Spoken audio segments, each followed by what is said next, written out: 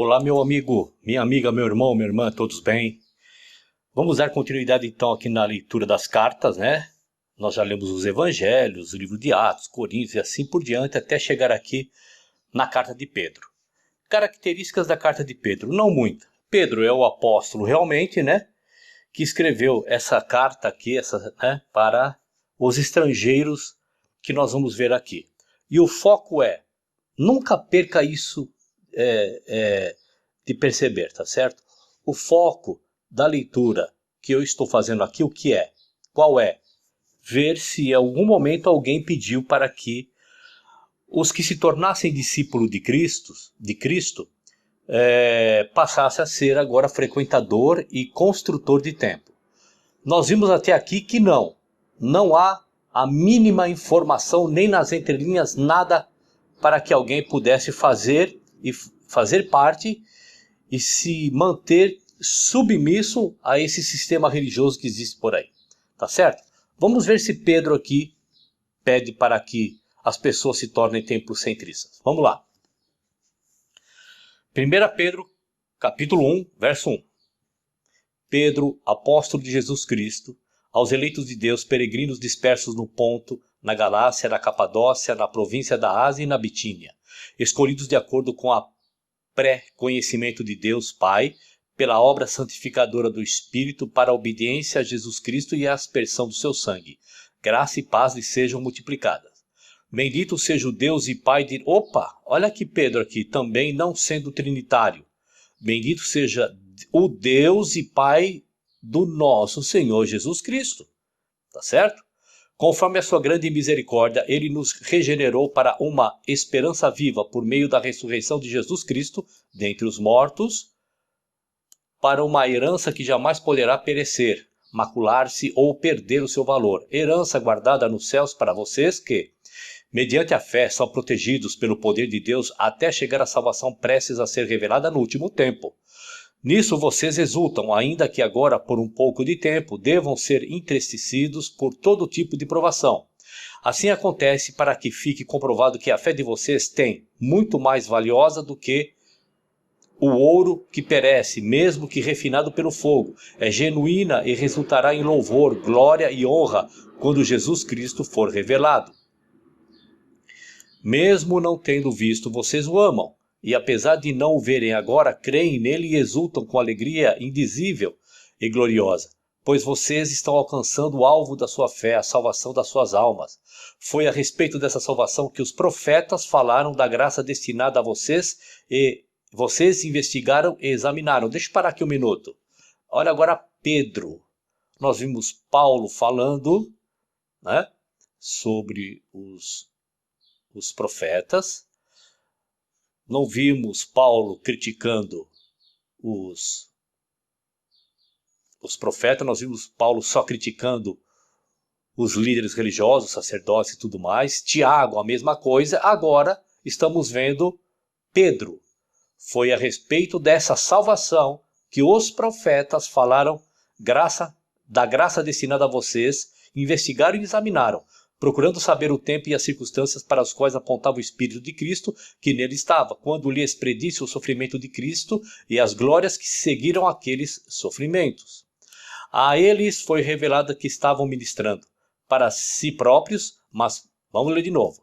A eles foi revelado que estavam ministrando, não para si próprios, mas para vocês, quando falaram das coisas que agora lhes foram anunciadas por meio daqueles que lhes pregaram o Evangelho pelo Espírito Santo enviado do céu, coisas que até os anjos anseiam observar. Portanto, estejam com a mente preparada, prontos para a ação, sejam sóbrios e coloquem toda a esperança na graça que lhes será dada quando Jesus Cristo for revelado. Como filhos obedientes, não se deixem amoldar pelos maus desejos de outrora, quando viviam na ignorância, mas sim, como é santo aquele que os chamou, sejam santos vocês também em tudo que fizerem, pois está escrito, sejam santos, porque eu sou santo. Uma vez que vocês chamam Pai aquele que julga imparcialmente as obras de cada um, portem-se com temor durante a jornada terrena de vocês. Pois vocês sabem que não foi por meio de coisas perecíveis como prata ou ouro que vocês foram redimidos da sua maneira vazia de viver que lhe foi transmitida por seus antepassados, mas mas pelo precioso sangue de Cristo, como de um cordeiro sem mancha e sem defeito, conhecido antes da criação do mundo, revelado nesses últimos tempos em favor de vocês. Por meio dele, vocês creem em Deus, que o ressuscitou dentre os mortos e o glorificou, de modo que a fé e a esperança de vocês estão em Deus. Agora que vocês purificaram as suas vidas pela obediência à verdade, visando o amor fraternal e sincero, amor fraternal, ame-se uns aos outros como eu vos amei. Agora que vocês purificaram as suas vidas pela obediência à verdade, visando o amor fraternal e sincero, amém, sincera. Vamos ler de novo. Agora que vocês purificaram as suas vidas pela obediência à verdade, visando o amor fraternal e sincero, amem sinceramente uns aos outros de todo o coração, pois vocês foram regenerados não de uma semente perecível, mas imperecível por meio da palavra de Deus, viva e permanente. Pois toda a humanidade é como a relva, e toda a sua glória como a flor da relva, e a relva murcha e cai a sua flor. Mas a palavra do Senhor permanece para sempre. Essa é a palavra que lhes foi anunciada. Terminamos aqui o capítulo 1 da primeira carta de Pedro, e nada de Pedro pedir para as pessoas se tornarem construtores de templo e frequentadores de templo. Vamos lá, capítulo 2. Livrem-se, pois, de toda maldade, de todo engano, hipocrisia, inveja e toda espécie de maledicência. Como crianças recém-nascidas, desejem de coração o leite espiritual puro, para que por meio dele cresçam para a salvação, agora que provaram que o Senhor é bom. À medida que se aproximam dele, a pedra viva, rejeitada pelos homens, mas escolhida por Deus e preciosa para ele, vocês também estão sendo utilizados como pedras vivas na edificação de uma casa espiritual para serem sacerdócio santo, oferecendo sacrifícios espirituais e aceitáveis a Deus por meio de Jesus Cristo. Pois, assim é dito na Escritura, eis que põe em Sião uma pedra angular, escolhida e preciosa, e aquele que nela confia jamais será envergonhado. Portanto, para vocês, os que creem, esta pedra preciosa, vamos ler de novo. Portanto, para vocês, os que creem, esta pedra é preciosa. Mas para os que não creem, a pedra que os construtores rejeitaram tornou-se a pedra angular, e pedra de tropeço e rocha que faz cair. Os que não creem tropeçam, porque desobedecem à mensagem, para o que também foi destinados. Vocês, porém, Vamos ler de novo. Vamos lá. Vocês, porém, são geração eleita, sacerdócio real, nação santa, povo exclusivo de Deus, para anunciar as grandezas daquele que os chamou das trevas para a sua maravilhosa luz. Antes vocês nem sequer eram povo, mas agora são povo de Deus. Não haviam recebido misericórdia, mas agora o receberam. Amados, insisto em que, como estrangeiros e peregrinos no mundo, vocês se abstenham dos desejos carnais que guerreiam contra a alma. Vivam entre pagãos de maneira exemplar, para que, naquilo em que eles os acusam de praticarem o mal, observem as boas obras que vocês praticam e glorifiquem a Deus no dia da sua intervenção. Por causa do Senhor, sujeitem-se a toda autoridade constituída entre os homens, seja ao rei como autoridade suprema, seja governantes como por ele enviados para punir os que praticam o mal e honrar os que praticam o bem. Pois é da vontade de Deus que, praticando o bem, vocês silenciem a ignorância dos insensatos. Vivam como pessoas livres, mas não usem a liberdade como desculpa para fazer o mal. Vivam como servos de Deus. Tratem a todos com o devido respeito. Amem os irmãos, temam a Deus e honrem o rei. Escravos, sujeitem-se aos seus senhores com todo respeito, não apenas aos bons e amáveis, mas também aos maus. Parar um minuto aqui. Quer dizer então que Pedro aqui era escravagista? É claro que não. Pedro leva em consideração os estrangeiros nos lugares onde estavam vivendo e aqueles que agora estavam dentro da doutrina do Cristo para respeitarem a situação em que eles se encontravam. Não era para se rebelar. Porque é louvável que, por motivo de sua consciência para com Deus, alguém suporta aflições sofrendo injustamente. Pois que vantagem há em suportar açoites recebidos por terem cometido o mal? Mas se vocês suportam o sofrimento por terem feito o bem, isso é louvável diante de Deus. Para isso vocês foram chamados, pois também Cristo sofreu no lugar de vocês, deixando-lhes exemplo, para que sigam os seus passos. Ele não cometeu pecado algum e nenhum engano foi encontrado em sua boca. Quando insultado, não revidava. Quando sofria, não fazia ameaças, mas entregava-se àquele que julga com justiça. Ele mesmo levou em seu corpo os nossos pecados sobre o madeiro, a fim de que morrêssemos para os pecados e vivêssemos para a justiça. Por suas feridas, vocês foram curados. Pois vocês eram como ovelhas esgarradas, mas agora se converteram ao pastor e bispo das suas almas. Aqui sim, ó. Aqui para mim está correto. Pastor e bispo das nossas almas é o Cristo. Isso está correto. Bom, terminamos aqui o capítulo 2 da primeira carta de Pedro e não vimos ainda Pedro pedindo para as pessoas se tornarem templocentristas. Vamos lá, capítulo 3. Do mesmo modo, mulheres, sujeitem-se aos seus maridos, a fim de que, se algum deles não obedecem à palavra, sejam ganhos sem palavras pelo procedimento de sua mulher, observando a conduta honesta e respeitosa de vocês. A beleza de vocês não deve estar nos enfeites exteriores como cabelos trançados e joias de ouro ou roupas finas.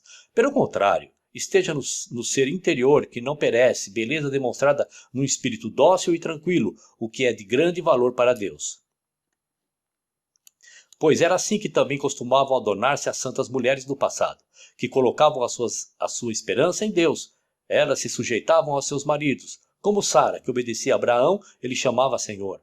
Dela vocês serão filhas, se praticarem o bem e não derem lugar ao medo. Do mesmo modo, vocês, maridos, sejam sábios no convívio com suas mulheres e tratem-nas com honra, como parte mais frágil e cordeiras do dom da graça da vida, de forma que não sejam interrompidas as suas orações.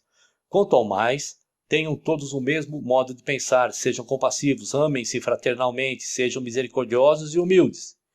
Amem-se fraternalmente, amem-se uns aos outros como Cristo nos amou.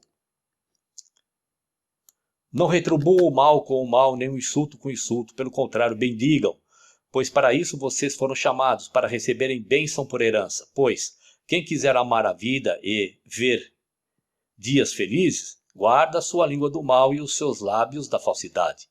Afaste-se do mal e faça o bem, busque a paz com perseverança, porque os olhos do Senhor estão sobre os justos e os ouvidos estão atentos à sua oração, mas o rosto do Senhor volta-se contra os que praticam o mal. Quem há de maltratá-los, se vocês forem zelosos na prática do bem? Todavia, mesmo que venham a sofrer porque praticam a justiça, vocês serão felizes. Não temam aquilo que eles temem. Não fiquem amedrontados. Antes santifiquem Cristo como Senhor no coração. Estejam sempre preparados para responder a qualquer que lhes pedir a razão da esperança que há em vocês. Contudo, façam isso com mansidão e respeito, conservando boa consciência, de forma que os que falam maldosamente contra o bom procedimento de vocês, porque estão em Cristo, fiquem envergonhados de suas calúnias. É melhor sofrer por fazer o bem, se for da vontade de Deus, do que por fazer o mal. Pois também Cristo sofreu pelos pecados uma vez por todas, o justo pelos injustos, para conduzir-nos a Deus. Ele foi morto no corpo, mas vivificado pelo Espírito, no qual também foi e pregou aos espíritos em prisão, que há muito tempo desobedeceram, quando Deus esperava pacientemente nos dias de Noé, enquanto a arca era construída. Nela apenas algumas pessoas, a saber, 8, foram salvas por meio da água. E isso é representado pelo batismo, que agora também salva vocês. Qual batismo? Batismo de pegar uma pessoa e jogar no tanque? Não. Batismo é a qual onde vocês estão inseridos, que agora salvam vocês. Não a remoção da sujeira do corpo, veja, mas o compromisso de uma boa consciência diante de Deus por meio da ressurreição de Jesus Cristo, que subiu ao céu e está à direita de Deus. Olha, veja aqui, adventistas do sétimo dia. Pedro também considera que o Cristo, quando ele escreveu essa carta aqui, ele já considerava que o Cristo já estava no lugar santíssimo. E não só em 22 de outubro de 1844. Tá certo? Que subiu aos céus e está à direita de Deus. E a ele estão sujeitos anjos, autoridades e poderes. Terminamos aqui o capítulo 3 da carta de Pedro. E nada de Pedro pedir para as pessoas se tornarem templocentristas. Vamos lá para o capítulo 4. Portanto, uma vez que Cristo sofreu corporalmente, armem-se também do mesmo pensamento, pois aquele que sofreu em seu corpo rompeu com o pecado, para que, no tempo que lhe resta, não viva mais para satisfazer os maus desejos humanos, mas sim para fazer a vontade de Deus. No passado vocês gastaram tempo suficiente fazendo o que agrada aos pagãos. Naquele tempo vocês viviam em libertinagem, na sensualidade, nas bebedeiras, orgias e farras e na idolatria repugnante. Eles acham estranho que vocês não se lancem com eles na mesma torrente de imoralidade e por isso os insultam. Contudo, eles terão que prestar conta àquele que está pronto para julgar os vivos e os mortos. Por isso mesmo o evangelho foi pregado também a mortos, para que eles, mesmo julgados no corpo segundo os homens, vivam pelo Espírito segundo Deus. O fim de todas as coisas está próximo, portanto sejam criteriosos e sóbrios, dediquem-se à oração. Sobretudo, amem-se sinceramente uns aos outros. Sobretudo, então, amem-se uns aos outros como Cristo nos amou. Este é o novo mandamento que Cristo deixou para todos nós. Porque o amor perdoa muitíssimos pecados. Sejam mutuamente hospitaleiros, sem reclamação. Cada um exerça o dom que recebeu para servir aos outros, administrando fielmente a graça de Deus em suas múltiplas formas. Se alguém fala, faça-o como quem transmite a palavra de Deus. Se alguém serve, faça-o com a força que Deus provê, de forma que em todas as coisas Deus seja glorificado mediante Jesus Cristo, a quem sejam a glória e o poder para todo sempre. Amém. Amados, não se surpreendam com o fogo que surge entre vocês para os provar, como se algo estranho lhes estivesse acontecendo. Mas alegrem-se à medida que participam dos sofrimentos de Cristo, para que também, quando a sua glória for revelada, vocês exultem com grande alegria. Se vocês são insultados por causa do nome de Cristo, felizes são vocês, pois o Espírito da glória, o Espírito de Deus, repousa sobre vocês. Se algum de vocês sofre, que não seja como assassino, ladrão, criminoso ou como quem se intromete em negócios alheios. Contudo, se sofre como cristão, não se envergonhe, mas glorifique a Deus por meio desse nome, pois chegou a hora de começar o julgamento pela casa de Deus. Olha aqui, ó. Lembra que eu falei que quando a gente lê casa de Deus, dentro da contextualização, o Pedro está falando de algum templo, casa de Deus adventista, metodista, católica, presbiteriana, Assembleia de Deus, congregação? Não, casa de Deus o julgamento vai começar por Israel. É isso que Pedro está dizendo, tá? E se começa primeiro conosco, olha aí, ó, se começa primeiro conosco, qual será o fim daqueles que não obedecem ao Evangelho de Deus? E se ao justo é difícil ser salvo, que será do ímpio e pecador? Por isso mesmo, aqueles que sofrem de acordo com a vontade de Deus, devam confiar suas vidas ao seu fiel Criador e praticar a ida ao templo. É isso? Não, praticar o bem. Terminamos aqui o capítulo 4 da primeira carta de Pedro, e nada de Pedro pedir para pessoas se tornarem, se transformarem naquilo que a gente vê hoje no sistema religioso. Tanto líder quanto seguidor desse líder. Vamos lá, para o último capítulo da carta que Pedro escreveu aos estrangeiros. Vamos lá. Portanto, apelo para os presbíteros, apelo para quem? Para os homens mais velhos, né, de boa conduta, que já passou daquela volúpia, né, da juventude, né, daquele desacordo jovial, e que estão realmente interessados em absorver as doutrinas do Cristo e repassar. Então, portanto, apelo para os presbíteros que há entre vocês, e eu faço na qualidade de... Pedro se coloca nessa qualidade que eu acabei de falar para vocês. Como eles, a testemunha dos sofrimentos de Cristo, como alguém que participará da glória a ser revelada. Pastoreiem o rebanho de Deus que está em seus cuidados. Olhem por ele. Não por obrigação, mas de livre vontade, como Deus quer. Não façam isso por ganância, mas com o desejo de servir. Deixa eu só parar um minutinho aqui. O rebanho aqui de quem é? Do pastor adventista? O rebanho é do pastor da Assembleia? O rebanho aqui é do pastor da congregação? Da católica? Do padre? De quem? De quem é o pastor aqui? Está escrito aqui, Pedro está dizendo, olha, pastoreio o pastor de Deus. Nós somos rebanhos de Deus, não de denominações, tá? Vamos lá, verso 3. Não hajam como dominadores dos que lhe foram confiados, mas como exemplos para o rebanho. Quando se manifestar o Supremo Pastor, vocês receberão a imperecível coroa da glória. Da mesma forma, jovens, sujeitem-se aos mais velhos. Poderia estar aqui, jovens, sujeitem aos presbíteros, aos anciãos. Sejam todos humildes uns para com os outros, porque Deus se opõe aos orgulhosos, mas concede graça aos humildes. Portanto, humilhem-se debaixo da poderosa mão de Deus para que Ele os exalte no tempo devido. Lancem sobre Ele toda a sua ansiedade, porque Ele tem cuidado de vocês. Sejam sóbrios e vigiem. O diabo, o inimigo de vocês, anda ao redor como leão, rugindo e procurando a quem possa devorar. Resistam-lhe, permanecendo firmes na fé, sabendo que os irmãos que vocês têm em todo o mundo estão passando pelos mesmos sofrimentos. O Deus de toda a graça, que os chamou para a sua glória eterna em Cristo Jesus, depois de terem sofrido durante um pouco de tempo, os restaurará, os confirmará, lhes dará força e os porá sobre firmes alicerces. A Ele seja o poder para todo sempre. Amém. Com a ajuda de Silvano, a quem considero irmão fiel, eu lhes escrevi resumidamente, encorajando-os e testemunhando que esta é a verdadeira graça de Deus. Mantenham-se firmes na graça de Deus. Aquela que está em Babilônia, também eleita, envia-lhe saudações, e também Marcos, meu filho. Saúdem uns aos outros com um beijo de santo amor. Paz a todos vocês que estão em Cristo. Terminamos aqui a primeira carta de Pedro, e Pedro em nenhum momento pede para alguém se tornar templocentrista. Legal que você veio até aqui mais uma vez, e vamos esperar a segunda carta de Pedro no próximo vídeo. Um abraço e até lá.